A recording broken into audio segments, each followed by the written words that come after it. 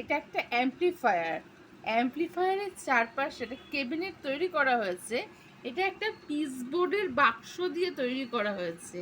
আপনারা দেখুন সবাই, বাক্সটার সামনেটা ভালো করে কেটে একটা পিসবোর্ডের বাক্স দিয়ে একটা সুন্দর ক্যাবিনেট তৈরি করা হয়েছে, যার পাশে একটা সাইড খুলে দেওয়া হয়েছে, ওইখানটায় রাখা হয়েছে রিমোট।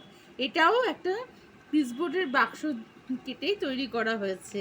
এই একটার মধ্যেই রাখতে হবে, আর চাপা বা কিছু কভার করার কোনো এক্সট্রা দরকার হবে না। আরেকটা পিছনে দেখুন, আরেকটা পিছনে দেখুন। আর একটু পিছনে দেখুন,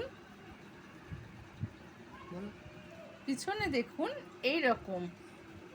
এর জন্য আপনাদের আলাদা কোনো চাপা বানানো, কভার বানানো কোনো কিছুর দরকার নেই। এই সুন্দর দেখতে হয়েছে এবং বক্সটা কেটে অতি যত্ন সহকারে এটা তৈরি করেছে। আজকে পার্ট 1টা দেখালাম, কালকে পার্ট 2 আজকে পার্ট 1 দেখালাম, কাল পার্ট 2 দেখাবো।